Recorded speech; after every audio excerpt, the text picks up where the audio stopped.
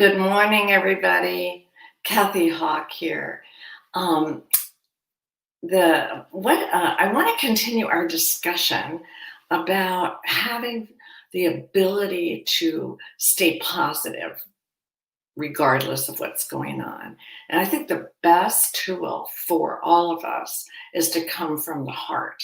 Well, that's an interesting thing for me to say, but how do you do that? What's the how to? What is the tool? And that's what we're going to talk about today. So, I hope both of you listening have access to getclarity.com and gotten yourself a copy of the Get Clarity Attention Guide. And I'm understanding feedback that this is hard to see. But what we're doing is we're working our way up a column of leadership effectiveness and how to be an effective leader. So I've drawn it out for you, and I'm going to go over it again today because apparently it's hard to see at a distance and hard to understand. So what does it mean when we come from the heart? What does that really mean? And we've talked a lot about servant leadership and what does service really mean? So in a body-based thought system, which clarity is, I have drawn for you a body. And that body, come on, let's take a nice close look at that. We have a head. So up in the head, service, chakra, 7. You don't need to know chakras, but you need to know that coming mindset, mind here in your head, is service. Service first. That always has to be the leading, guiding thought for you. So that is, so we're going to start there. And then how do you see things? Vision, chakra 6. And then how do you talk about it? How are your words consistent with your view? And the way to do it is you use heart-based coaching. Now, does coaching mean that you're actually a coach, that that's your job? No, it means that everybody is a coach. Coaches are curious people.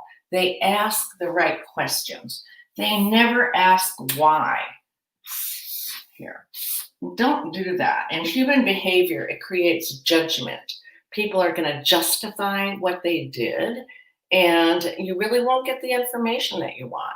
So what good coaches do, good parents, good partners, good friends, and I mean good by allies, they listen. They ask quality questions.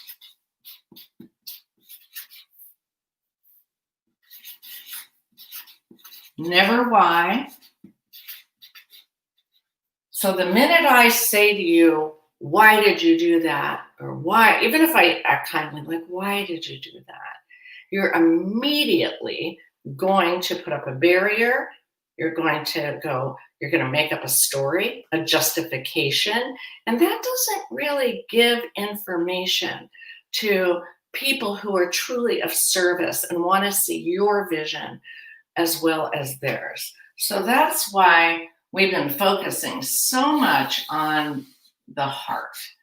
And the heart, as you know, heart math, I've suggested to you that you really look into their work. It's just excellent science.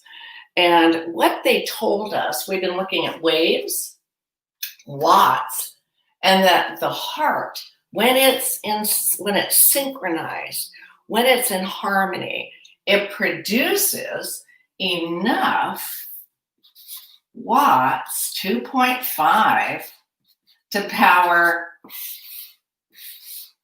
a small radio or a night light. Isn't that amazing? So listen to the power of coming from the heart. The small radio, let's put a night light in this one. I like that because in the darkness, for you to be able, by asking the right questions, by tapping into the power of the heart, you have a tool and that doesn't cost you any money, that doesn't Um, it's not hard. It's easy. So it's easy. It's accessible. It's in the moment. It is being truly curious. I call asking people why.